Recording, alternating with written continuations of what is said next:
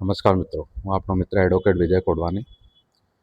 મિત્રો, આ વિડીયો આપણા લીગલ મિનિસ્ટર કૌશિકભાઈ વકેરિયા તેમના સુધી પહોંચે એટલું આગળ શેર કરજો અને ચેરિટી તંત્ર અને જે ટ્રસ્ટો છે એના હિતમાં આ વિડીયો એમના સુધી પહોંચે એટલું ટ્રાય કરજો. એક બેઝિક વાત એવી છે કે કોઈ પણ કુટુંબમાં જો કોઈ મોભી ના હોય ને, વડીલ ના હોય તો કદાચ એ કુટુંબ તરક્કી ના કરી શકે કે કુટુંબ ભાંગી પડે. એવી રીતે જ સોસાયટીમાં ચેરમેન સેક્રેટરી ના હોય તો સોસાયટીનું ડેવલપમેન્ટ ના થાય, વેરવિખેર થઈ જાય.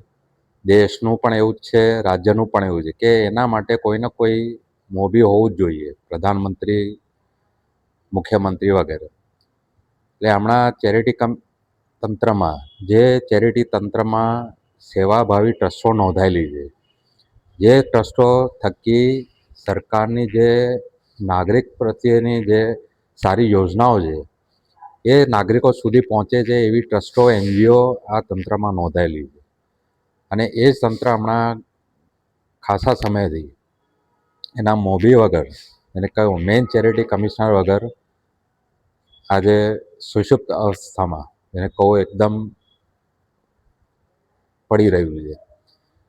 એટલે મારે કૌશિકભાઈને એટલી રિક્વેસ્ટ છે કે મહેરબાની કરીને તમે હવે સારું કામ તો ચાલુ કર્યું છે કે રિક્રુટમેન્ટ ચાલુ કરી છે સ્ટાફની, ડિજિટલ માટે પણ તમે સ્ટેપ લઈ રહ્યા છો, પણ એક નવજવાન નેતા તરીકે પણ અને લીગલ ડિપાર્ટમેન્ટને એવું ખાતું છે કે જેમાં કેટલીય લીગલ પ્રોસિજર ફોલો કરવી પડતી હોય છે, અમને ખબર છે.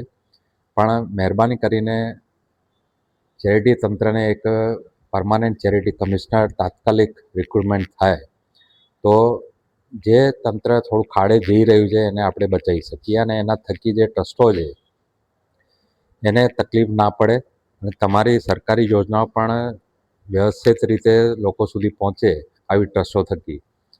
એના માટે ચેરિટી તંત્રનું એક્ટિવ હોવું અને એનું ડેવલપમેન્ટ જે થવું જોઈએ એ બહુ ખૂબ જ જરૂરી છે. તો કૌશિકભાઈ, તમને નમ્ર વિનંતી બધા એડવોકેટ્સ તરફે પણ અને ટ્રસ્ટીઓ તરફે પણ કે ભાઈ તાત્કાલિક ચેરિટી કમિશનરની નિમણૂક કરો અને જેટલું ડિજિટલાઇઝેશન વહેલી તકે થશે એટલું જ ટ્રસ્ટીઓને ફાયદો થશે. એટલે મહેરબાની કરીને આ વિડીયો એમના સુધી પહોંચે એટલી મારી રિક્વેસ્ટ છે. જય હિન્દ, જય ભારત.